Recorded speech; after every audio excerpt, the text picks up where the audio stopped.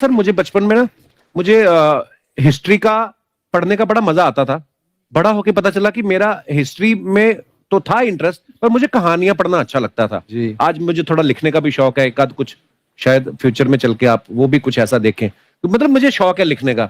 अब जाके समझ में आया कि वो क्यों अच्छा लगता था, उसमें कहानी होती थी।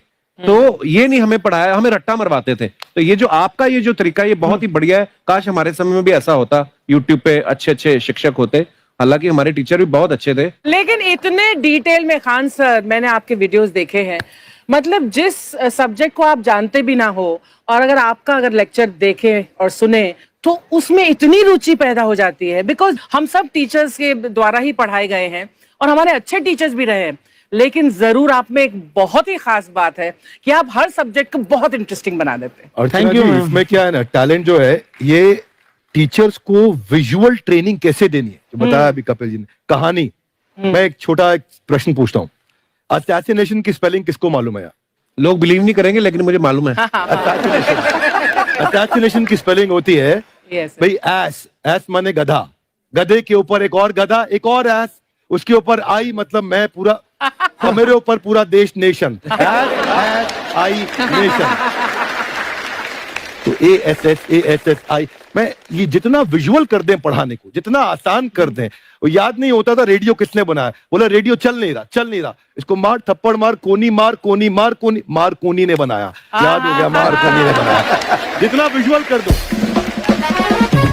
जैसे आपने कहा कि कैसे किसी चीज को इतना अच्छा समझा देते हैं, वो आधे घंटे के क्लास के लिए पीछे एक हफ्ते का मेहनत होता है। मैं ये भी पूछने वाली थी कि कितनी मेहनत लगती है आपको। वो डिपेंड करता है कि हम कब तक सेटिस्फाई नहीं हो जाते। अच्छा। कभी कभी तो कोई चीजें 2-2 महीने से अटकी हुई है, जब तक हम नहीं सेटिस्फाई होते, नहीं इसको ऐसे नहीं, अब लड़के समझो, तब तक नहीं बताते उसे। वाह। कहते हैं ना, दुनिया ने मेरी बुलंदियां देखी, किसी ने पांव के छाले नहीं देखे।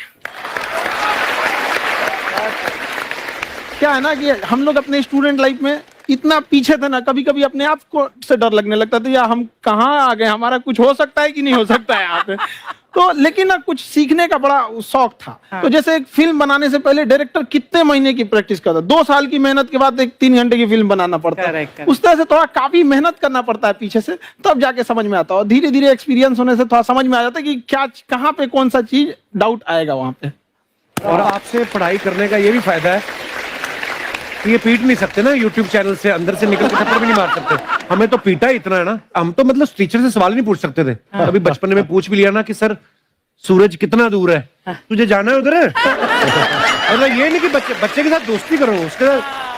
आजकल माहौल बहुत बदल गया है, अब तो बच्चों की पिटाई भी नहीं होती है। हमारे टाइम बड़ी पिटाई होती थी। हम भी कहते हैं, हमसे भी लड़के नहीं पूछते हैं, क्योंकि उन्हें पूछने की नौबत ही नहीं आती है। अच्छा। क्लियर हो जाता है ऐसे ही। वाह क्या बात है।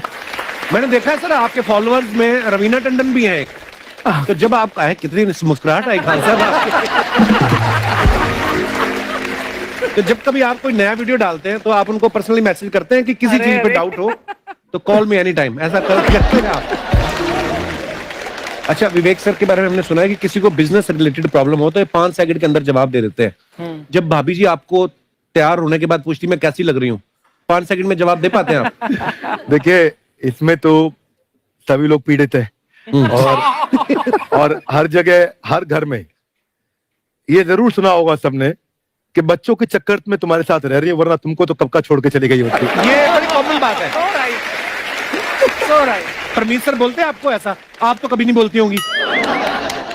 वो इनका उल्टा है, इनका एटीट्यूड पति वाला है वैसे, तो इसलिए। क्या प्रॉब्लम है? नहीं, कोई औरतों को प्रॉब्लम मतलब मर्दों से कम बिल्कुल मत समझो। नहीं ठीक है, पर ऐसे मुक्के वगैरह नहीं मारने चाहिए आपको। सर आपने अभी तक शादी नहीं की ना खान सर? नहीं। इतने पॉपुलर हो गए आप, आपका सेंस ऑफ ह्यूमर इतना अच्छा है, तो बड़े सारे प्रपोजल तो आते होंगे आपको। अभी तो इधर कुछ नहीं है सर। खान सर पर्सनल सवालों का जवाब कम देते हैं। अच्छा। जैसे हम शादीशुदा लोगों को देखने के बाद हमको थोड़ा सा और अच्छा, कई बार ना इंसान ज्यादा मोटिवेशनल स्पीकर्स को सुन लेना तब भी कंफ्यूज हो जाता है। कोई कहता है बड़े सपने देखो, गाड़ी लो, बैंक बैलेंस बनाओ। कोई कहता है कि इच्छाएं नहीं रखनी चाहिए, ये दुखों का कारण है। हम किसकी सुने गुरुजी? सुने सबकी, करे खुद की। जो दिल से निकले। दिल से निकले।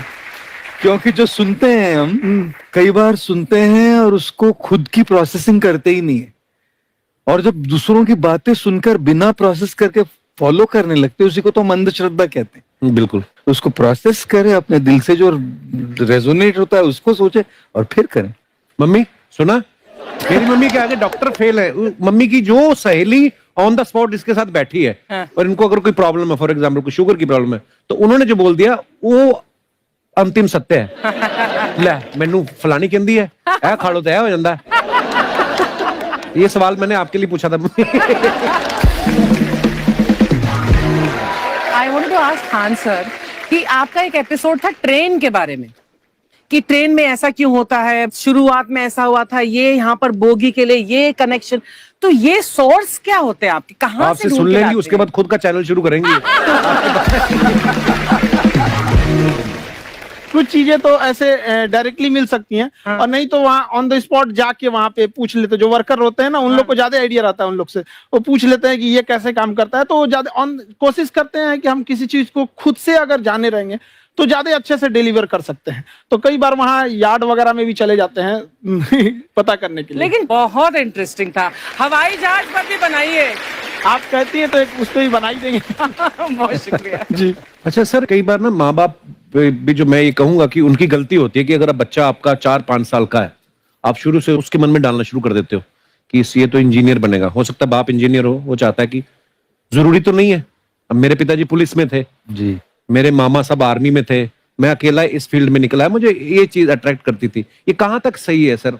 जी मेरे हिसाब से तो बच्चों पे कभी प्रेशर नहीं डालना चाहिए, लेकिन साथ ही साथ हमको ये भी देखना चाहिए कि जैसे एल्बर्ट आइंस्टाइन ने एक बहुत अच्छी बात बताई थी, अगर एक खरगोश हो, एक बंदर हो, एक हिरन हो, एक शेर हो और एक मछली हो, उन सब को आप एक कतार में खड़ा कर दीजिए और उन सब के लिए एक ही टेस्ट हो कि आप पेड़ पे सब लोग कैसे चढ़ पाए। बहुत ओके। अब सबको एक टेस्ट कैसे दिया जाए?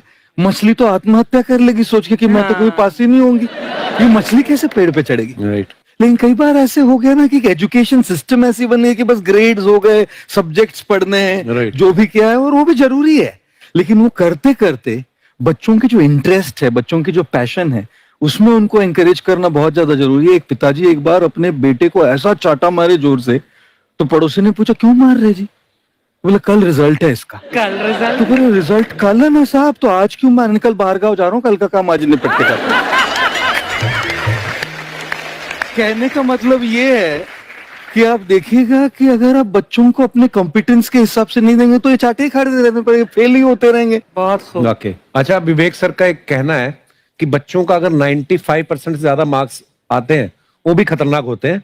75 से 85% वाले जो बच्चे होते हैं लाइफ में बड़ा अच्छा करते हैं। अच्छा। कभी किसी पेरेंट्स ने आगे कहा है कि आपकी वजह से मेरा 95% वाला बच्चा 75 पे आ गया?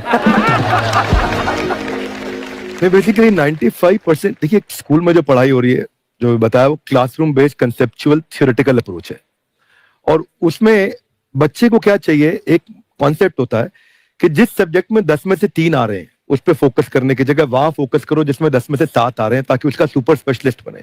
पर वहां सब कुछ पोर किया जा रहा है, तो 95% के चक्कर में, 98% के चक्कर में अपनी ओवरऑल डेवलपमेंट कर नहीं पाता है। और ये पुराने पैटर्न्स के कारण हमारे यहाँ बच्चे डेवलप नहीं हो रहे हैं। अब पैटर्न्स इतने मजबूत हैं, तो मैं ये लोगों को बोलता हूं कि बच्चे को जो उसको आता है, जो उसको भाता है, जो बाजार चाहता है, जब इनका कॉम्बिनेशन बन जाता है तो बच्चा इतना सफल हो जाता है कि उसके मुकाबले कोई और खड़ा नहीं हो पाता। क्या बात है, बहुत अच्छी बात।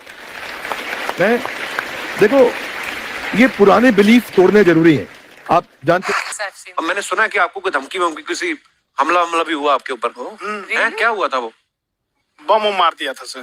हैं? आपके घर पे? हाँ, मेरे कोचिंग इंस्टीट्यूट पे 8-10 ठो फेंक दिया सब। क्यों? एक्चुअली हम पढ़ाई जो क्लासेज है तो उसके हम बहुत कम फी लेते हैं, नॉमिनल। अभी भी कोई लड़का क्लास करना चाहता है, पूरा सब्जेक्ट 200 में कर लेता है, फीस ही हो पूरे सिलेबस की 200 रुपए? हाँ। चूड़ी का एगो अलगे बक्सा होता है, समझ में आ गया?